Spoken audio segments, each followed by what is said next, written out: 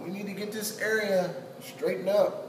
I mean, there's money to be made down here, but nobody will work together.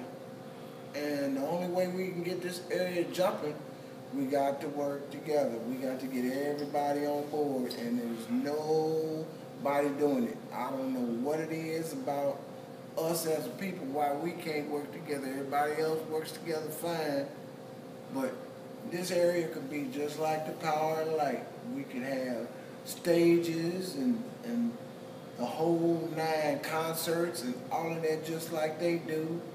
And if the people are always complaining about going down to the Power and Light and they having all that trouble, come down here. You can come down here and get you something good to eat. The prices are reasonable at all the places. You got live music. I could have been in the Power and Light when I was on 16th of May. It was coming. I knew it was coming. I wasn't really, wild about Power and Light. It was going to happen anyway, I want to bring the action down 18th and Vine, because I think 18th and Vine is where the tourists, is going to be the attraction for the tourists. They come in here from out of town, and they're the best customers that you can have. There's a lot of people in Kansas City that appreciate what they have here. But the tourists appreciate it more because they expect entertainers like you and people coming here to make them feel good. Our prices aren't that high. That's right. And a lot of things that are going on right now. The prices, everything are high. But there's lucky that we can accommodate everybody at a reasonable price. And the problem is that when they come to Kansas City, that's what they come here for. They're coming here to be entertained, and they know that Kansas City is known for jazz and music and all of that, but they don't get a chance to come down here because they got the Power and Light and they got this and that. Let's get off of this power. I want to hear about Power and Light. But what I'm getting at is, that is being promoted and not this area.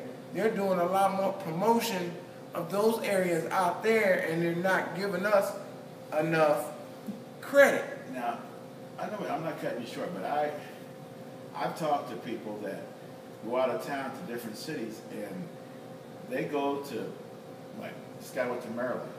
The same thing that we have here in Kansas City set up is right there. It's like a model for, to make a city, and, people coming into they want the real deal. This is the real deal. We're giving them the real deal. I've got 30 years of experience here to bring here to this area.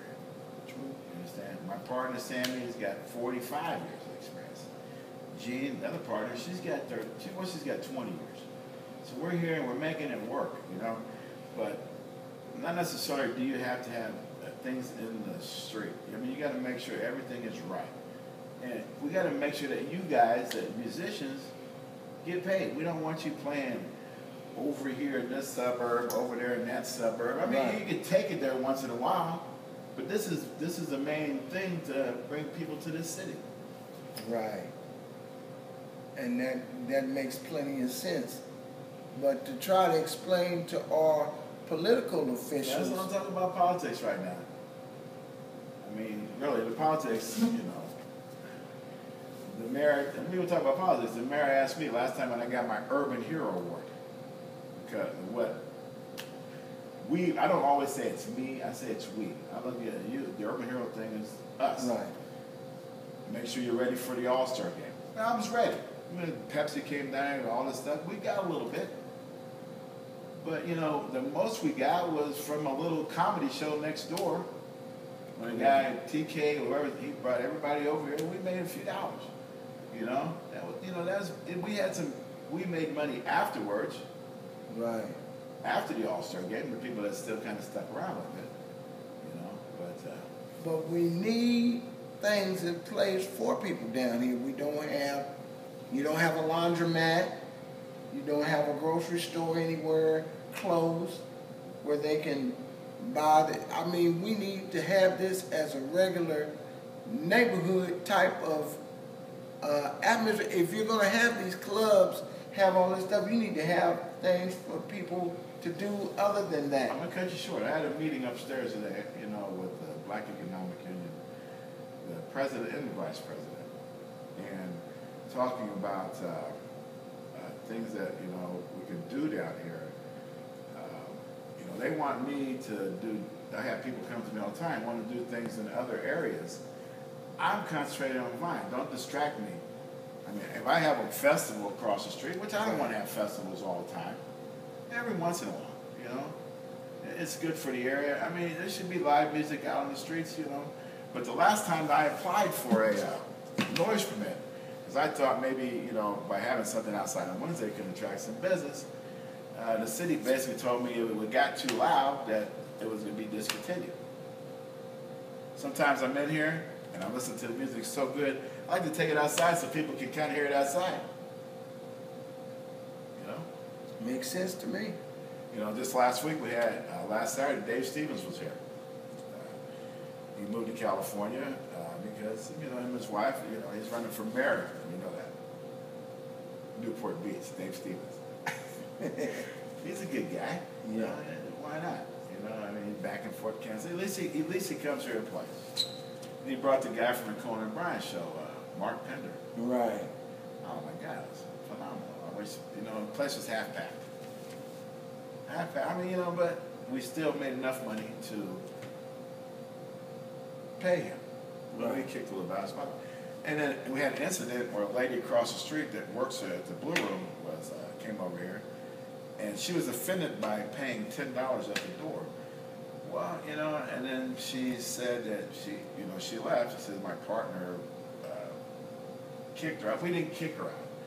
I mean, you get a guy that's a national act, and it's bringing people like Mark Pender in Kansas City. What's $10? Right. And then she says, well, I'm not sending anybody over here anymore from the Blue Room, which is not correct. And you played the Blue Room very often. Yes. What's your salary there when you play there? Pretty good, isn't it? Better than Danny's? No, I wouldn't say that either. I mean, when the city took the funding away from them, then they had to go out on their own. So that meant they had to start paying what the city was taking care of. So we had to take a cut in pay because the city was no longer funding them.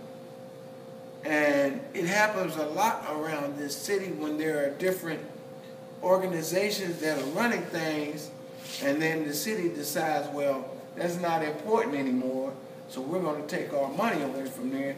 And then the people that are in this area are affected.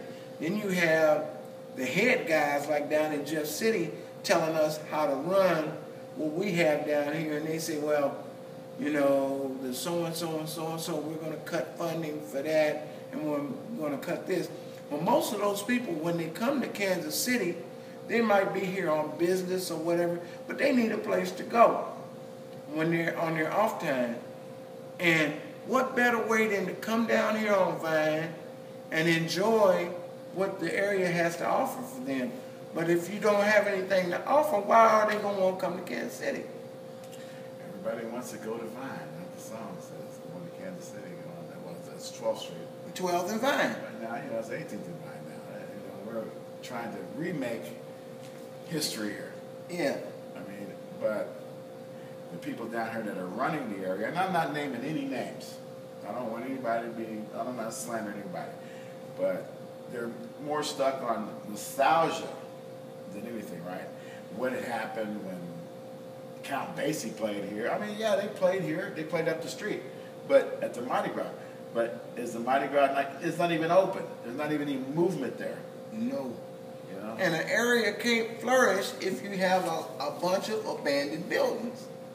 They need to have people in them. It's it's not a question of the abandoned buildings. It's just a question of let's get it on.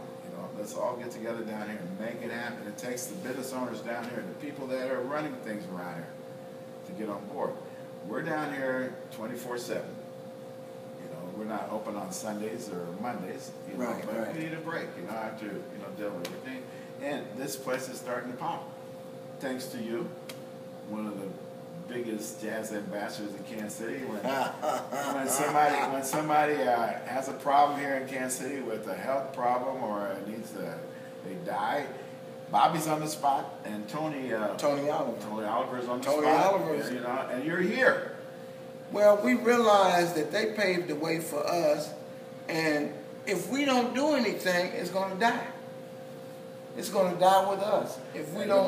The guy that's holding the camera right here, just kind of glance up here and take a look at this shot that they did. What year is that? That picture taken? 90... A little bit closer there. 99. Bobby's in here. And some of the people that have played for me over the years. Here's Bobby right here. How old are you, Bobby?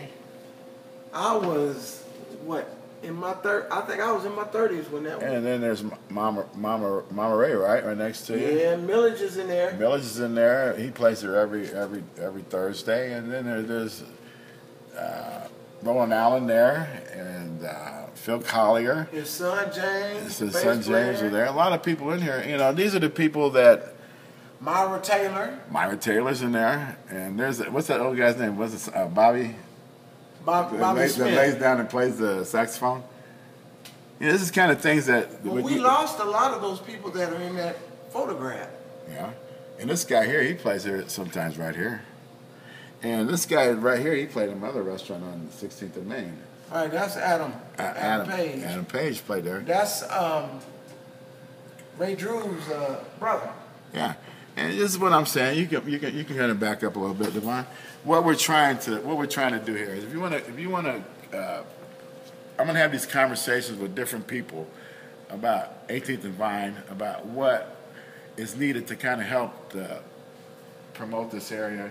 And I think we're gonna have to do it ourselves, you know, because we're not really getting I'm not really asking for help. I mean, we've been down there doing it for a long time. Yeah. You know.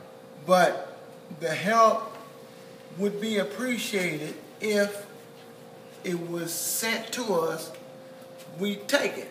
We're not going to turn down someone willing to help this area prosper and be something. But at the same time, we're not asking for it. Bobby, do you know a clean joke? A clean joke. A clean joke. A clean joke. To end this conversation. To end this conversation, let's see. Clean joke. Pull up on it. Give him a little facial shot there. You know. Clean you joke. Take your hat off while you tell this joke. Clean joke. Something that kids could get a kick out of. Clean joke. Let me think. Do I know any clean jokes? I ain't lying, man. I'm serious. Do I know any clean jokes? Go ahead, tell them. You got one.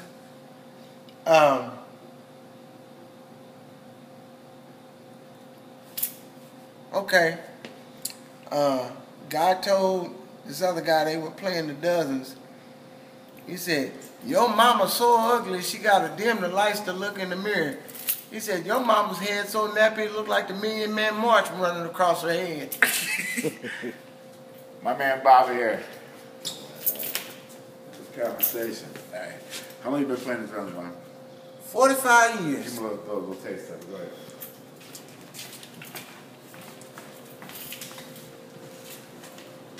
Real jazz here, things, but you got to get into this stuff.